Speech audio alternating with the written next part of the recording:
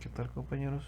A nosotros nos tocó hablar sobre el capítulo 14, que habla sobre la recolección y análisis de los datos cualitativos. El equipo está conformado por Cari González, Rogelio Hernández y Vidal Ortega. Dentro de este capítulo se pretende que el alumno sea capaz de entender la estrecha relación que existe entre la selección de la muestra, la recolección y el análisis de los datos en el proceso cualitativo, así como comprender quién recolecta los datos en la investigación cualitativa, conocer los principales métodos para recolectar datos cualitativos y efectuar análisis de datos cualitativos. Hemos ingresado al campo y elegimos una muestra inicial. ¿Qué sigue? Bueno, como se ha mencionado en varias ocasiones, el proceso cualitativo no es lineal ni lleva una secuencia como el proceso cuantitativo. Las etapas constituyen más bien acciones que efectuamos para cumplir con los objetivos de la investigación y responder a las preguntas del estudio. Son acciones que se yuxtaponen, además de ser iterativas o recurrentes. No hay momentos en el proceso en el que podamos decir, aquí terminó esta etapa y ahora sigue tal etapa. Al ingresar al campo o ambiente, por el simple hecho de observar lo que ocurre, estamos recolectando y analizando datos. Y en esta labor puede ir ajustándose la muestra. Muestreo, recolección y análisis son actividades casi paralelas. Desde luego, no siempre la muestra inicial cambia. Así que, aunque veremos los temas pertinentes a la recolección y análisis uno por uno, no debemos olvidar la naturaleza del proceso cualitativo, la cual se mostrará a continuación. En la figura se pretende mostrar el procedimiento usual de recolección y análisis de los datos con el método de las entrevistas, pero pudieran ser sesiones en grupo, revisión de documentos o de artefactos, observaciones u otro método para recabar información. Se recogen datos en la muestra inicial de una unidad de análisis o caso y se analizan. Simultáneamente se evalúa si la unidad es apropiada de acuerdo con el planteamiento del problema y la definición de la muestra inicial. Se recolectan datos de una segunda unidad y se analizan. Se vuelve a considerar si esta unidad es adecuada. Del mismo modo, se obtienen datos de una tercera unidad y se analizan. En tales actividades, la muestra inicial puede o no modificarse. Mantenerse las unidades, cambiar por otras, agregar nuevos tipos, etc. Incluso el planteamiento está sujeto a cambios. La recolección de los datos desde el enfoque cualitativo. Para el enfoque cualitativo, al igual que para el cuantitativo, la recolección de datos resulta fundamental, solamente que su propósito no es medir variables para llevar a cabo inferencias y análisis estadístico. Lo que se busca en un estudio cualitativo es obtener datos, que se convertirán en información, de personas, seres vivos, comunidades, situaciones o procesos en profundidad, en las propias formas de expresión de cada uno. Al tratarse de seres humanos, los datos que interesan son conceptos, percepciones, imágenes mentales, creencias, emociones, interacciones, pensamientos, experiencias y vivencias manifestadas en el lenguaje de los participantes, ya sea de manera individual, grupal o colectiva. Se recolectan con la final de analizarlos y comprenderlos, y así responder a las preguntas de investigación y generar conocimiento. Esta clase de datos es muy útil para capturar y entender los motivos subyacentes, los significados y las razones internas del comportamiento humano.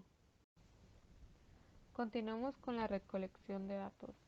Ocurre en los ambientes naturales y cotidianos de los participantes o unidades de análisis. En el caso de seres humanos, en su vida diaria, cómo hablan, en qué creen, qué sienten, cómo piensan, cómo interactúan, etc. ¿Qué tipos de unidades de análisis pueden incluirse en el proceso cualitativo, además de las personas o casos? Loveland y otros proponen varias unidades de análisis, las cuales se comentarán brevemente. Significados. Estos son los referentes lingüísticos que utilizan los actores humanos para aludir a la vida social como definiciones, ideologías o estereotipos. Los significados van más allá de la conducta y se describen e interpretan. Los significados compartidos por un grupo son reglas y normas. Prácticas. Esta es una unidad de análisis conductual que se refiere a una actividad continua, definida por los miembros de un sistema social como rutinaria. Por ejemplo, las prácticas de un profesor en el salón de clases. Episodios. Estos implican sucesos dramáticos y sobresalientes. Los divorcios, accidentes y otros eventos traumáticos se consideran episodios y sus efectos en las personas se analizan en diversos estudios. Las siguientes unidades de análisis son los encuentros. Esta es una unidad dinámica y pequeña que se da entre dos o más personas de manera presencial. Generalmente sirve para completar una tarea o intercambiar información y termina cuando las personas se separan. Un ejemplo sería una consulta de un paciente con un médico. Papeles o roles. Son unidades articuladas conscientemente que definen en lo social a las personas. El papel sirve para que la gente organice y proporcione sentido o significado a sus prácticas. El estudio cualitativo de papeles es muy útil para desarrollar tipologías y entender los vínculos dentro de un grupo o colectividad. Diadas. Parejas que interactúan por un periodo prolongado o que se conectan por algún motivo y forman un vínculo. Adquieren diversas tonalidades: íntimas, maritales, paternales, amistosas, impersonales, tiranas o burocráticas. Se analiza su origen, intensidad y procesos. Grupos. Representan conjunto de personas que interactúan por un periodo extendido, que están ligados entre sí por una meta y que se consideran a sí mismos como una entidad. Las familias, las redes y los equipos de trabajo son ejemplos de esta unidad de análisis. Organizaciones. Son unidades formadas con fines colectivos. Su análisis suele centrarse en el origen, el control, las jerarquías y la cultura. Comunidades. Se trata de asentamientos humanos en un territorio definido socialmente, donde surgen organizaciones, grupos, relaciones, papeles, encuentros, episodios y actividades. Es el caso de un pequeño pueblo, un grupo religioso o una ciudad. Y por último tenemos las subculturas. Los medios de comunicación y las nuevas tecnologías favorecen la aparición de una nebulosa unidad social.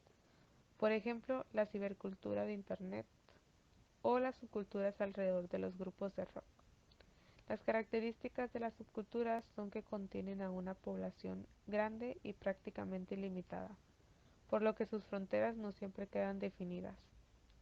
Estilos de vida. Son ajustes o conductas adaptivas que realiza un gran número de personas en una situación similar. Por ejemplo, estilos de vida adoptados por una clase social, por la ocupación de un sujeto o inclusive por sus adicciones. Procesos. Conjuntos de actividades, tareas o acciones que se realizan o suceden de manera sucesiva o simultánea con un fin determinado. Por ejemplo, de enseñanza-aprendizaje, manufactura de un producto o emigración de una especie animal. El papel del investigador en la recolección de los datos cualitativos. El investigador debe ser sensible, genuino y abierto, y nunca olvidar por qué está en el contexto. En cada estudio debe considerar qué papel adopta, en qué condiciones lo hace e ir acoplándose a las circunstancias.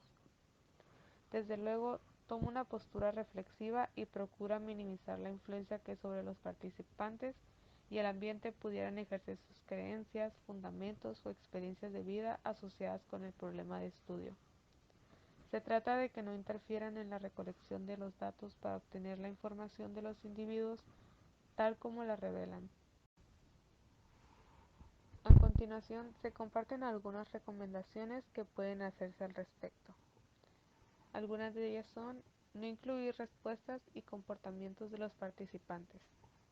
Lograr que los participantes narren sus experiencias y puntos de vista sin enjuiciarlos ni criticarlos. Tener varias fuentes de datos, personas distintas mediante métodos diferentes. Recordar que cada cultura, grupo e individuo representan una realidad única. ya que cada quien percibe el entorno social desde la perspectiva generada por sus creencias y tradiciones. No hablar de miedos o angustias ni preocupar a los participantes. Tampoco tratar de darles terapia, pues no es el papel del investigador. Lo que sí puede hacer es solicitar la ayuda de profesionales y recomendar a los participantes que los consulten. Rechazar de manera prudente a quienes tengan comportamientos machistas o impropios con el investigador. No ceder a ninguna clase de chantaje. Nunca poner en riesgo la seguridad personal ni la de los participantes. Cuando son varios los investigadores, conviene efectuar reuniones para evaluar los avances y analizar si el ambiente o lugar, las unidades y la muestra son las adecuadas.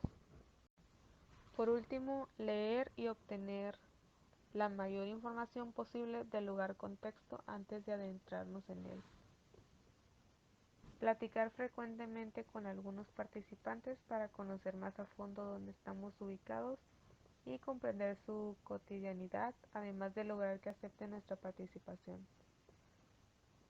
Por ejemplo, en una comunidad conversaríamos con algunos vecinos, sacerdotes, médicos, profesores o autoridades. En una fábrica con obreros, supervisores, personas que atienden el comedor, etc.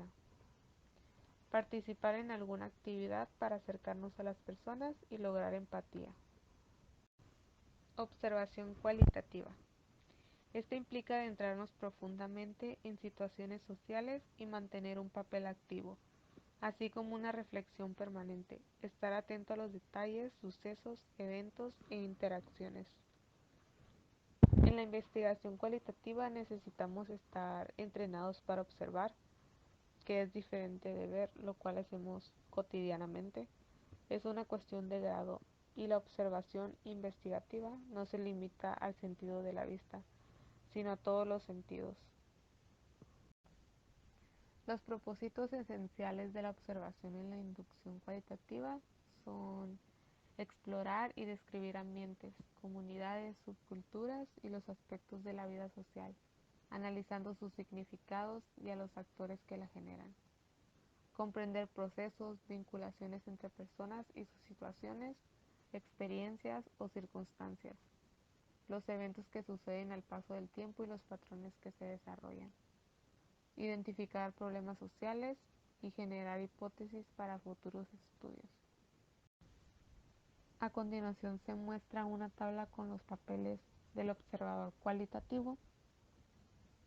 Primero está la no participación, que aquí es cuando se observan videos. Luego está la participación pasiva y es cuando el observador está presente pero no interactúa. Luego sigue la participación moderada. Este participa en algunas actividades pero no en todas. Participación activa. Participa en la mayoría de las actividades, sin embargo no se mezcla completamente con los participantes, sigue siendo ante todo un observador. Y por último la participación completa. Aquí él se mezcla totalmente, el observador es un participante más. Ahora se procederá a hablar sobre las entrevistas, más específicamente sobre la entrevista cualitativa, la cual es más íntima, flexible y abierta que la cuantitativa. Esta se define como una reunión para conversar e intercambiar información entre una persona, en este caso el entrevistador, y otra, el entrevistado u otras entrevistados. En la entrevista, a través de las preguntas y respuestas, se logra una comunicación y la construcción conjunta de significados respecto a un tema. Las entrevistas se dividen en estructuradas, semiestructuradas y no estructuradas o abiertas. En las primeras, estructuradas, el entrevistador realiza su labor siguiendo una guía de preguntas específicas y se sujeta exclusivamente a esta. Las entrevistas semiestructuradas se basan en una guía de asuntos o preguntas y el entrevistador tiene la libertad de introducir preguntas adicionales para precisar conceptos u obtener mayor información. Y por último, las entrevistas abiertas se fundamentan en una guía general de contenido y el entrevistador posee toda la flexibilidad para manejarla. Posteriormente, se comentarán las características de las entrevistas cualitativas. La entrevista cualitativa es flexible, las preguntas y el orden en que se hacen se adecúan a los participantes. La entrevista cualitativa es en buena medida anecdótica y tiene un carácter más amistoso. El entrevistador comparte con el entrevistado el ritmo y la dirección de la entrevista. El contexto social es considerado y resulta fundamental para la interpretación de significados. El entrevistador ajusta su comunicación a las normas y lenguaje del entrevistado. Las preguntas son abiertas y neutrales, ya que pretenden obtener perspectivas, experiencias y opiniones detalladas de los participantes en su propio lenguaje. Tipos de preguntas en las entrevistas. Generales, para ejemplificar, de estructura y de contraste. Comencemos con la primera clase. Las preguntas generales parten de planteamientos globales para dirigirse al tema que interesa. Estas son propias de entrevistas abiertas. La segunda clase, que son las preguntas para ejemplificar, sirven como disparadores para exploraciones más profundas. Se le solicita al entrevistado que proporcione un ejemplo de evento, suceso o categoría. Luego la tercera clase, que son las preguntas de estructura o estructurales. Aquí el entrevistador solicita al entrevistado una lista de conceptos a manera de conjunto o categorías. Y por último, las preguntas de contraste. Al entrevistado se le cuestiona sobre similitudes y diferencias respecto a ciertos temas y se le pide que clasifique símbolos en categorías. Recomendaciones para realizar entrevistas. El propósito de las entrevistas es obtener respuestas en el lenguaje y perspectiva del entrevistado. El entrevistador debe escucharlo con atención e interesarse por el contenido y la narrativa de cada respuesta. Lograr espontaneidad y amplitud de respuestas, así como que el entrevistado se relaje. Evitar que el participante sienta que la entrevista es un interrogatorio. Es muy importante que el entrevistador genere un clima de confianza con el entrevistado y cultive la empatía. Se recomienda que el entrevistador hable algo de sí mismo para poder lograr esto. No preguntar de manera tendenciosa ni induciendo la respuesta. Un error consiste en hacer preguntas que inducen respuestas en cuestionamientos posteriores. Y por último, no se deben utilizar calificativos. Por otra parte, se debe escuchar activamente, pedir ejemplos y hacer una sola pregunta a la vez. Se deben evitar elementos que obstruyan la conversación, como el timbre del teléfono, el ruido de la calle, las interrupciones de terceros, el sonido de un aparato, etc. No se debe interrumpir al entrevistado, sino guiarlo con discreción. No brincar abruptamente de un tema a otro, aún en las entrevistas no estructuradas, ya que si el entrevistado se enfocó en un tema, no hay que perderlo, sino profundizar en el asunto. Siempre informar al entrevistado sobre el propósito de la entrevista y el uso que se le dará. Incluso a veces resulta conveniente leer primero todas las preguntas. La entrevista debe ser un diálogo y resulta importante dejar que fluya el punto de vista único y profundo del entrevistado. El tono tiene que ser espontáneo, tentativo, cuidadoso y con cierto aire de curiosidad por parte del entrevistador. Normalmente se efectúan primero las preguntas generales. Y las últimas recomendaciones serían que el entrevistador tiene que demostrar interés en las reacciones del entrevistado y pedirle que señale ambigüedades, confusiones y opiniones no incluidas. También, cuando el entrevistado no le quede clara una pregunta, es recomendable repetirla. Del mismo modo, en caso de que el entrevistador no entienda una respuesta, es conveniente que le pida al entrevistado que la repita para verificar que no hay errores de comprensión. El entrevistador debe estar preparado para lidiar con emociones y exabruptos. Si expresamos comentarios solidarios, debemos hacerlo de manera auténtica. Cada entrevista es única y crucial, y su duración debe mantener un equilibrio entre obtener la información de interés y no cansar al entrevistado. Siempre demostrar la legitimidad, seriedad e importancia del estudio y la entrevista. El entrevistado debe tener siempre la posibilidad de hacer preguntas y disipar sus dudas, y eso es importante hacérselo saber. Para diseñar la guía de temas es necesario tomar en cuenta aspectos prácticos, éticos y teóricos. Los prácticos tienen que ver con que debe buscarse que la entrevista capte y mantenga la atención del participante. Los éticos, en el sentido de que el investigador debe reflexionar sobre las posibles consecuencias que tendría que el participante hable de ciertos temas. Y los teóricos, en cuanto a que la guía de entrevista tiene la finalidad de obtener la información necesaria para responder al planteamiento.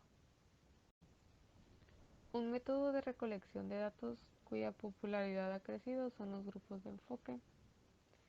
Algunos autores los consideran como una especie de entrevistas grupales, las cuales consisten en reuniones de grupos pequeños o medianos. Aquí los participantes conversan a profundidad en torno a uno o varios temas en un ambiente relajado, informal, bajo la conducción de un especialista en dinámicas grupales. El tamaño de los grupos varía dependiendo del tema. 3 a 5 personas cuando se expresan emociones profundas o temas complejos, y de 6 a 10 participantes si las cuestiones versan sobre asuntos más cotidianos, aunque las sesiones no debe excederse de un número manejable de individuos. En esta técnica de recolección de datos, la unidad de análisis es el grupo, lo que expresa y construye, y tiene su origen en las dinámicas grupales muy socorridas en la psicología. El formato de las sesiones es parecido al de una reunión de alcohólicos anónimos o a grupos de crecimiento en el desarrollo humano. Se reúne un grupo de personas para trabajar con los conceptos, las experiencias, emociones, creencias, categorías, sucesos o los temas que interesan en el planteamiento de la investigación. La guía de los temas, al igual que en el caso de las entrevistas, puede ser estructurada, semiestructurada o abierta. En la estructurada los temas son específicos y el margen para salirse de estos es mínimo. En la semiestructurada se presentan temas que deben tratarse, aunque el moderador tiene libertad para incorporar nuevos que surjan durante la sesión e incluso alterar parte del orden en que se tratan. Finalmente, en la abierta se plantean puntos generales para cubrirse con libertad durante la sesión. Para elaborar y optimizar la guía se recomienda tomar en cuenta las observaciones de la inmersión en el ambiente, realizar una tormenta de ideas con expertos en el planteamiento del problema para obtener preguntas o temas, efectuar la primera sesión como prueba piloto para mejorar la guía. Y también a veces es conveniente usar la secuencia que se pronuncia en la siguiente figura para generar preguntas.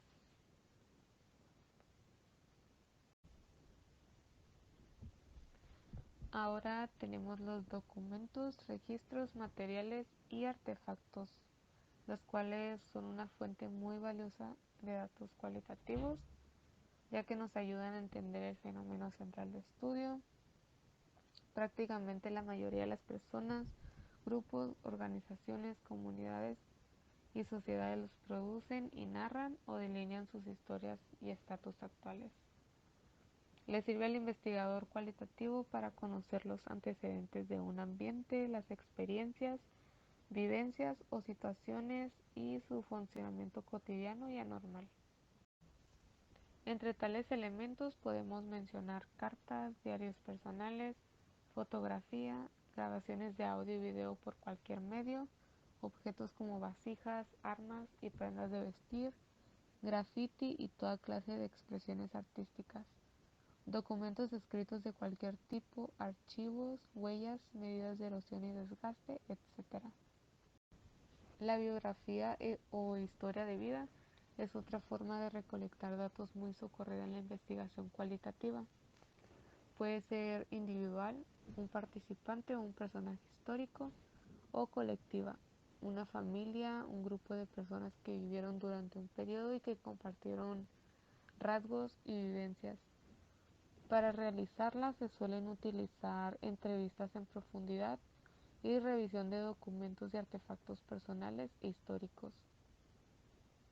Estas han probado ser un excelente método para comprender, por ejemplo, a los asesinos en serie y su terrible proceder, el éxito de líderes en diversos ámbitos, político, empresarial, religioso, etc., así como prácticamente el comportamiento de cualquier individuo. El análisis de los datos cualitativos.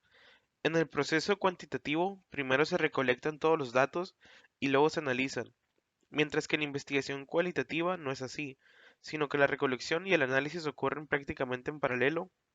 Además, el análisis no es uniforme, ya que cada estudio requiere un esquema peculiar. Sin embargo, diversos autores han propuesto un análisis genérico o básico común en diversas investigaciones cualitativas, porque según su experiencia, la mayoría de los alumnos que inician en la indagación cualitativa les cuesta trabajo comenzar su tarea analítica y se preguntan por dónde comenzar y qué secuencia establecer.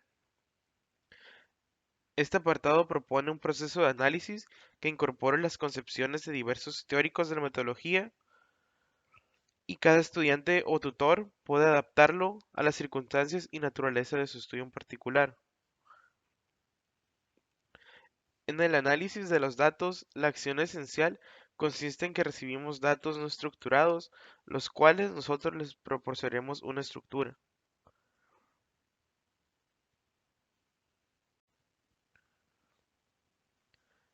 En el análisis de los datos, la acción esencial consiste en que recibimos datos no estructurados, a los cuales nosotros les proporcionaremos una estructura.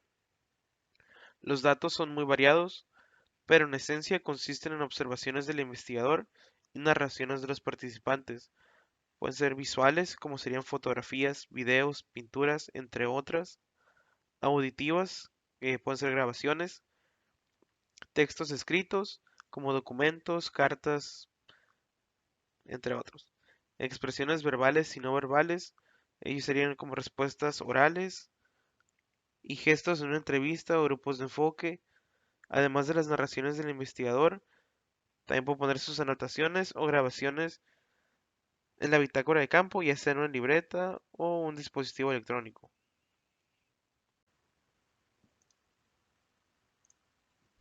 Los propósitos centrales del análisis cualitativo son explorar los datos; segundo, imponerles una estructura; tercero, sería describir las experiencias de los participantes según su óptica, lenguaje y expresiones; descubrir los conceptos, categorías, temas y patrones presentes en los datos, así como sus vínculos a fin de otorgarles sentido; interpretarlos y explicarlos en función del planteamiento del problema. Luego es comprender en profundidad el contexto que rodea los datos; reconstruir hechos e historias; vincular los resultados en el conocimiento disponible y generar una teoría fundamentada en los datos.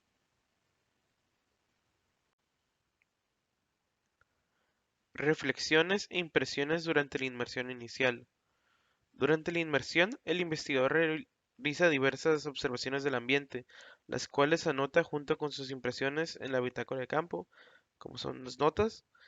Asimismo, el investigador platica con integrantes del ambiente, algunos de ellos pueden ser potenciales participantes, y recaba documentos y otros materiales. Realiza diversas actividades para comenzar a responder el planteamiento de su problema de investigación. Con base en estos primeros datos, el investigador reflexiona y evalúa todos los días su planteamiento. Se puede hacer preguntas como las siguientes: ¿es lo que tengo en mente? ¿El planteamiento refleja el fenómeno que quiero estudiar? ¿Debo mantenerlo o modificarlo? Y con esto va haciendo pequeños ajustes de acuerdo a sus consideraciones. También analiza si el ambiente y la muestra son pertinentes en relación con su planteamiento y hace los cambios necesarios. Como producto de estas reflexiones, empieza a crear conceptos claves que van a ayudar a responder el planteamiento y así poder entender los datos. Reflexiones e impresiones durante la inmersión profunda. Este proceso reflexivo se mantiene conforme se recolectan más datos. Las observaciones se van enfocando para responder el planteamiento, las pláticas son cada vez más dirigidas y las anotaciones más completas. En ocasiones, esto depende de la investigación en particular. Se hacen las primeras entrevistas, observaciones con una guía, sesiones de grupo o recolecciones de material y objetos. Se reevalúa el planteamiento del problema, ambiente y muestra. Se comparan nuevos datos con los primeros y podemos hacer preguntas como cómo se vinculan, qué conceptos clave se consolidan, qué otros nuevos conceptos aparecen. De manera inductiva y paulatina surgen categorías iniciales, significados, patrones, relaciones, salen también hipótesis primarias y principios de teoría.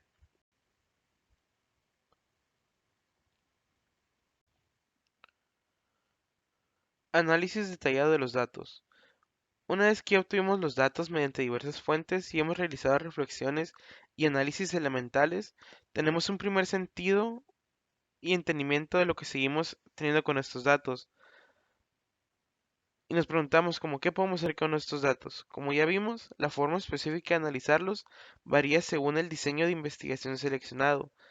Teoría fundamentada, estudio de casos, etnográfico, fenomenológico, etc. Cada método marca unos lineamientos para el proceso de análisis, ya que los resultados que se buscan son distintos. Sin embargo, hay un análisis común en todo estudio cualitativo: generar categorías o temas. Para lo anterior, el procedimiento habitual parte de la teoría fundamentada, lo cual significa que la teoría o hallazgos va emergiendo fundamentada en los datos. Se trata de un proceso no lineal y resulta sumamente interactivo. Tenemos información, regresamos a la información que ya teníamos. Y es un proceso de va y viene, y en ocasiones es necesario retornar al campo para más datos enfocados, como entrevistas, documentos, sesiones, etc.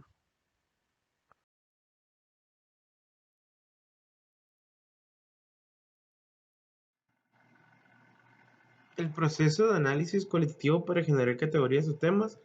El paso número uno sería recolectar los datos, como puede ser entrevistas, grupos de enfoque, observaciones, documentos, anotaciones, entre otros. Una vez que ya tengamos todos nuestros datos, debemos revisarlos, el material con el que iniciamos y el que vamos añadiendo después, así para tener un panorama general de los materiales que contamos. El siguiente paso sería organizar los datos e información, determinar los criterios para organizarlos y organizar los datos de acuerdo a los criterios que establecimos. Siguiente sería preparar los datos para el análisis, limpiar grabaciones de ruidos, digitalizar imágenes, filtrar videos, en dado caso que hayamos utilizado estos recursos, también como transcripciones de datos verbales en texto, incluyendo nuestras bitácoras y anotaciones. Descubrir las unidades de análisis, elegir cuáles de las unidades de análisis o significado adecuado es la mejor para la revisión de nuestros datos. Una codificación abierta de las unidades de primer nivel, como localizar unidades y designarles categorías y códigos. Ya que tengamos esto, descubrimos las categorías emergentes de la codificación abierta o primer nivel, como son conceptualizaciones, definiciones, significados, o una codificación axial de las categorías, que ya es el segundo nivel, que sería como agrupar esas categorías en temas y patrones, relacionar categorías, ejemplificar temas, patrones y relaciones con unidades de análisis. Y por último sería la realización de interconexiones entre categorías y temas en esta narrativa que tenemos, o generar una hipótesis, explicación y teoría resultante.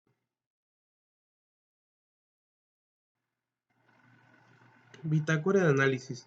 Esta bitácora tiene la función de documentar el procedimiento de análisis y las relaciones del investigador al proceso, y contiene fundamentalmente lo que son anotaciones sobre el método utilizado, describen el proceso y todas las actividades realizadas, por ejemplo, ajustes a la decodificación, problemas y la forma en que se resolvieron.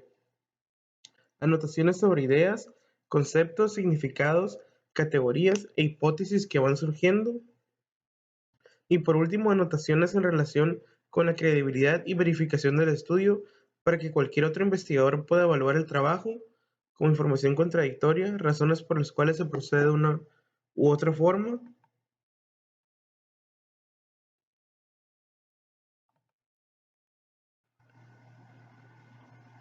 Y esto resulta ser un instrumento invaluable para la validez y confiabilidad del análisis. Cuando realizamos la codificación o categorización de los datos, pueden surgir interrogantes, ideas, hipótesis y conceptos que nos comiencen a ilustrar en torno al planteamiento de problemas, por lo que resulta indispensable escribirlos para que no olvidemos estas cuestiones importantes.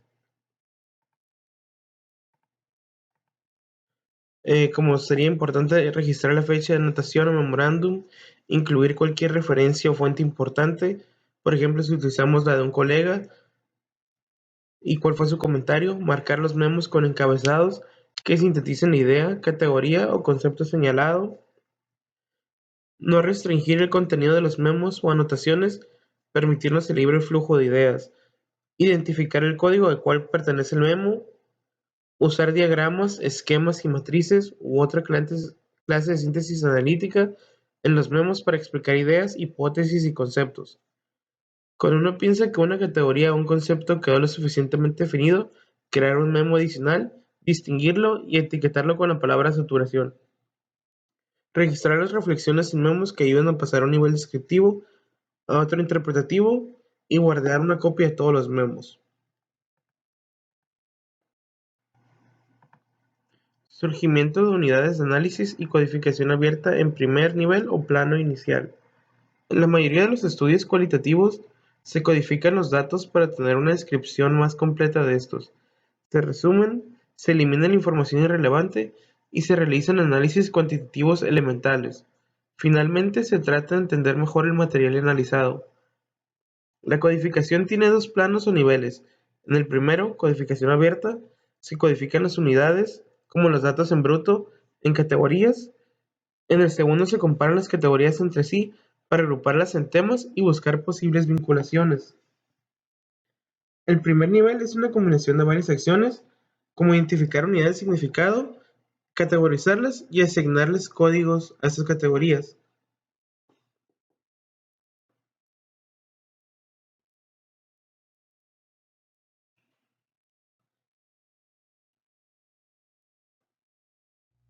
Existen varias técnicas para crear categorías cuando cuesta trabajo hacerlos. Una de ellas es son las técnicas de escrutinio, que se divide de la siguiente manera. La primera sería repeticiones. La repetición es una de las herramientas más fáciles para identificar las categorías, ya que cuando una unidad o idea se repite frecuentemente, puede significar que representa una categoría. La segunda de ellas son los conceptos locales o usados frecuentemente en el contexto del estudio. En ellos se busca términos locales que no sean comunes en otros ámbitos y parezcan propios de los participantes. Son expresiones muy reveladoras en el contexto analizado y pueden implicar categorías por su significado profundo para los participantes. La tercera de ellas son las metáforas y analogías.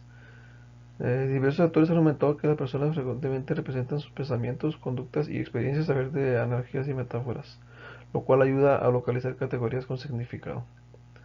La cuarta de ellas son las transiciones, cambios que ocurren de manera natural en conversaciones o interacciones pueden construir marcadores de categorías.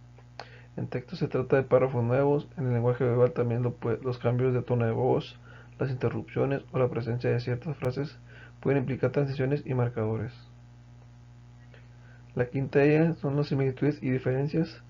Similitudes entre paisajes, unidades, segmentos del lenguaje verbal y no verbal pueden indicar categorías. De hecho, como se ha visto, la comparación constante se fundamenta en ello. Cuando un paisaje es similar a otros, es muy probable que se presente una categoría. La siguiente, conectores lingüísticos y adverbios, pronombres o similares. Útiles para encontrar categorías y establecer relaciones entre ellas. Una manera de localizar categorías es buscando las palabras no, nunca, ninguno o sus opuestos. El siguiente son los datos perdidos o no relevantes. En esta técnica, el investigador, en lugar de que se pregunte qué hay aquí, puede pensar en qué le falta, qué está ignorando o qué ha perdido, lo que no se menciona. Es importante estar atentos a lo que los participantes evaden intencional o no intencionalmente. El número 8, el material vinculado a la teoría. Además de caracterizar las experiencias de los participantes, casi siempre los investigadores están interesados en cómo sus datos cualitativos iluminan el conocimiento de los fenómenos estudiados y generan teoría. Por otro lado, tenemos las técnicas de procesamiento, que se dividen de la siguiente manera. La primera, corte y clasificación. Esta consiste en identificar expresiones, pasajes o segmentos que parecen importantes para el planteamiento y luego juntarlos conceptualmente. Sería más o menos como agrupar objetos en un objeto o apilarlos. Podría ser juguetes, artículos de cocina, ropa, etc. La segunda es la lista de términos y palabras claves en contexto, o PCC. Esta consiste en identificar palabras que utilicen los participantes de manera recurrente, comunes a la mayoría y que todos las mencionen frecuentemente. Esta es muy similar a la primera técnica de repetición, pero esta, en lugar de unidades o ideas, se trata de conceptos. La tercera, concurrencia de palabras. Este enfoque, también conocido como colocación, se basa en la idea de que el significado de una palabra está relacionado con los conceptos a lo que ésta está conectada. El cuarto era la metacodificación. En este método se examina la relación entre las categorías sugeridas por estudios previos al marco teórico para descubrir otras potencialmente nuevas. Selección de técnicas. Ninguna técnica por sí misma es mejor que la otra. En ocasiones podemos utilizar una y varias para descubrir categorías y temas. La elección de esta técnica depende de varios factores. El primero de ellos es el tipo de datos, pueden ser textuales, verbales, visuales, etc. La pericia requerida, esa capacidad para poder realizar o seleccionar una técnica. El volumen de los datos. Y por último, el número y tipo de categorías y temas por generar. En el análisis cualitativo resulta fundamental darle sentido a los siguientes elementos. El primero de ellos es las descripciones completas de cada categoría, codificación selectiva. Esto implica ofrecer una descripción completa de cada categoría y ubicarla en el fenómeno que se está estudiando. El segundo de ellos, los significados profundos de cada categoría, codificación selectiva. Ello quiere decir que analizamos el significado de la categoría para los participantes. El tercero de ellos es la presencia de cada categoría. Esta es la frecuencia con la que aparece en los materiales analizados, con un cierto sentido cuantitativo, que tanto emergió cada categoría. La mayoría de los programas de análisis cualitativo efectúan un conteo de categorías, frases y palabras, además de expresarlo en porcentajes. En el número 4 tenemos la relación entre categorías, codificación axial.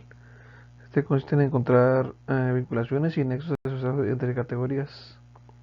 Las relaciones más comunes son las temporales, cuando una categoría siempre o casi siempre precede a la otra, aunque no necesariamente la primera es causa de la segunda. Las causales, cuando una categoría es la causa de la otra. Y de conjunto o subconjunto, cuando una categoría está contenida dentro de otra.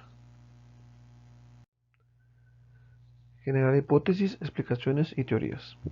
Con la finalidad de identificar relaciones entre temas, debemos desarrollar interpretaciones de estos, las cuales emergen de manera consistente con respecto a los esquemas iniciales de la categorización y las unidades.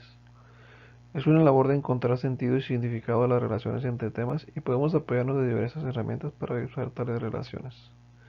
Una de las herramientas utilizadas es el diagrama de conjuntos o mapa conceptual. Cada elemento del mapa o diagrama con el nombre del tema o categoría se coloca en relación con los demás temas. Debemos expresar cómo son los vínculos entre temas, algunos se traslaparán, otros estarán aislados y algunos más serán asociados. En la imagen se muestra el estacionamiento de relaciones entre categorías de manera gráfica, como está un tema principal y todo se relaciona a ese tema. La siguiente herramienta son las matrices, que son útiles para establecer vinculaciones entre categorías o temas o ambos. Las categorías o temas se colocan como columnas verticales o como renglones o filas horizontales. En cada celda el investigador documentará si las categorías o temas se vinculan o no, y, y puede hacer una versión donde explique cómo y por qué se vinculan, o al contrario, por qué no se asocian, y otra más donde se resuma el panorama con la colocación de un signo más si hay relación y un signo de menos cuando no exista relación. La cuarta herramienta sería las metáforas, que han sido una herramienta valiosa para extraer significados o captar la esencia de las relaciones entre categorías. Muchas veces estas metáforas surgen de los sujetos estudiados o del mismo investigador. La cuarta herramienta sería el establecimiento de jerarquías. Esto pueden ser de problemas, de causas, efectos o conceptos. La quinta herramienta sería el uso de calendarios para fechas claves, días críticos, entre otras cosas. La sexta herramienta sería elementos adicionales de apoyo como lo son fotografías o videos.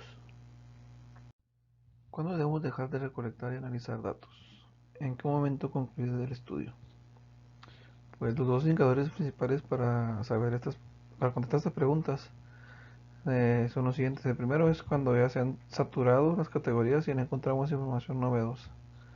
El segundo de ellos es en el momento en que hayamos respondido al planteamiento del problema, que fue evolucionando y generando un entendimiento sobre el fenómeno investigado. Además de que estemos satisfechos con las explicaciones desarrolladas, y en ocasiones podemos darnos cuenta de que no hemos logrado la saturación ni la comprensión de dicho fenómeno y tal vez necesitemos de recolectar más datos e información, volver a codificar, agregar nuevos esquemas o elaborar otros análisis. Lo anterior no debe preocuparnos siempre y cuando hayamos sido cuidadosos en la recolección y el análisis de los datos. Análisis de los datos cualitativos asistidos por computadora. En la actualidad se cuenta con diferentes programas que sirven de auxiliares en el análisis cualitativo. Estos de ninguna manera sustituyen el análisis creativo y profundo de los investigadores, simplemente facilitan su tarea. Algunos de los más comunes los mencionaremos a continuación. El primero de ellos es el Atlas TI, que es un programa desarrollado por la Universidad Técnica de Berlín, por Thomas Moog, para segmentar datos en unidades de significado, codificar datos en ambos planos y construir teoría, relacionar conceptos y categorías y temas. El segundo de ellos es Ethograph, perdón. Es un programa muy popular para identificar y recuperar textos de documentos. La unidad básica es el segmento. Asimismo, codifica las unidades partiendo del esquema de categorización que haya establecido el investigador. Los segmentos pueden ser anidados, entrelazados y yuxtapuestos en varios niveles de profundidad. El tercer de ellos es el en vivo, que es un programa de análisis útil para construir grandes bases de datos estructuradas jerárquicamente que puede agregar documentos para ser analizados. También, al igual que los dos anteriores, codifica unidades de contenido, texto y otros materiales, con base en el esquema diseñado por el investigador. Localiza los textos por carácter, palabra, frase, tema o patrón de palabras incluso. Por hojas de cálculo de variable. Una de sus fortalezas es crear matrices. El cuarto de ellos es el Decision Explorer. Este programa resulta una excelente herramienta de mapeo de categorías. El investigador puede visualizar relaciones entre conceptos o categorías en diagramas. Como en todo programa, es el investigador quien introduce las categorías y define las vinculaciones. Y Decision Explorer lo muestra gráficamente. En el lugar número 5 tenemos a otros programas como el Max QDA, HyperQual, HyperResearch y Quadoc, que se utiliza para fines similares, que al igual que en el caso de los programas de análisis cuantitativo, el software cualitativo evoluciona muy deprisa y surgen nuevos programas y los que ya existen actualmente expanden sus posibilidades, pero prácticamente todos sirven para las etapas de análisis, ya sea codificación en un primer plano y en un segundo plano, interpretación de datos, descubrimiento de patrones y generación de teorías fundamentadas. Además de que nos ayudan a establecer hipótesis, asimismo todos recuperan y editan texto, lo mismo que enumeran líneas o unidades de contenido. La tendencia es que logren incorporar todo tipo de material al análisis: texto, video, audio, esquemas, diagramas, mapas, fotografías, gráficas, cuantitativas y cualitativas, etc. En la siguiente tabla se muestran los elementos para seguir el programa de análisis cualitativo por utilizar. El primer elemento será la facilidad de utilización. Esto incluye la compatibilidad con los ambientes de Windows, Mac u otros sistemas operativos, la sencillez al comenzar a utilizarlo, el ingreso fácil al programa y la claridad de los manuales. El segundo elemento sería la variedad de tipos de datos que acepta, textos, imágenes, multimedia, entre otros. Tercer elemento sería la revisión de los textos, que contenga la posibilidad de marcar pasajes sobresalientes y conectar citas, así como la posibilidad de buscar pasajes específicos de textos.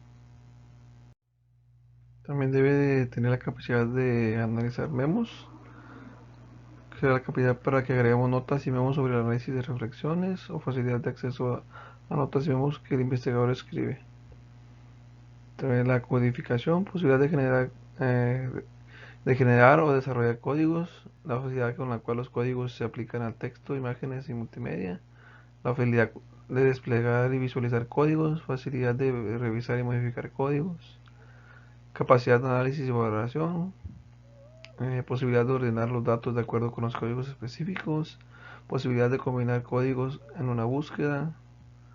El siguiente elemento sería la vinculación con otros programas cualitativos, con la posibilidad de importar y exportar datos, textos, materiales, archivos y sistemas de códigos con otros programas cuantitativos, con la posibilidad de importar bases de datos cuantitativas, por ejemplo matrices de SPS o Minitab.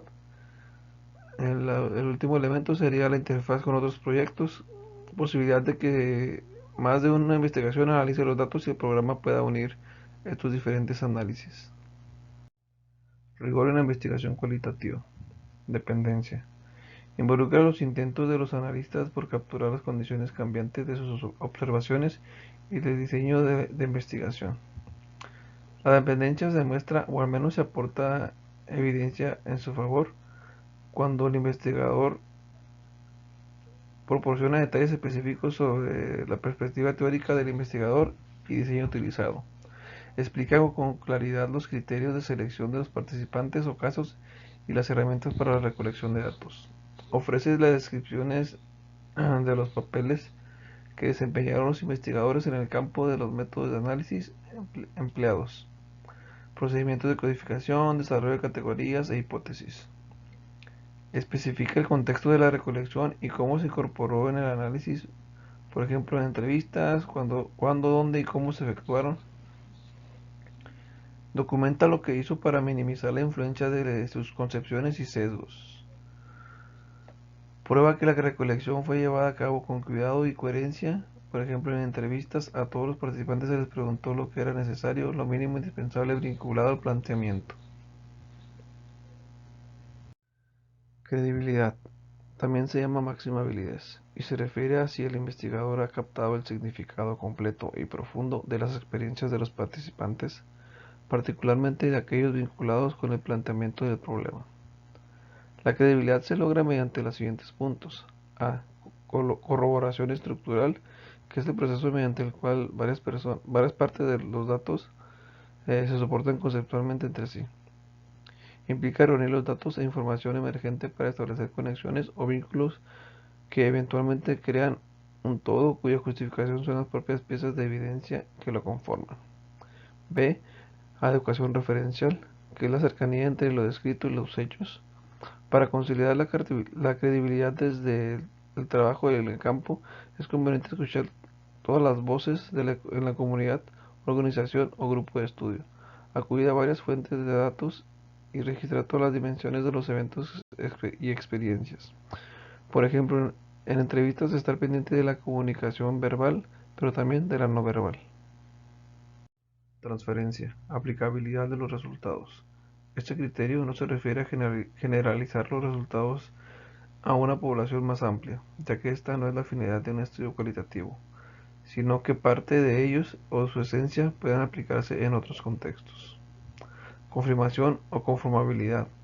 Este criterio está vinculado a la credibilidad y se refiere a demostrar que hemos minimizado los sesgos y tendencias del investigador. Implica rastrear los datos en su fuente y la explicación de la lógica para interpretarlos. Para finalizar, el planteamiento del problema siempre presente. En todo el proceso de análisis debemos tener en la mente que el planteamiento original del problema de investigación no para poner una camisa de fuerza a nuestro análisis, sino con la finalidad de que no se nos olvide encontrar las respuestas que buscamos. Asimismo, recordemos que dicho planteamiento puede sufrir cambios o ajustes conforme avanza la investigación. Las modificaciones que se realicen en el planteamiento habrán de justificarse. Y eso será todo de nuestra parte. Espero lo hayan disfrutado. Hasta luego.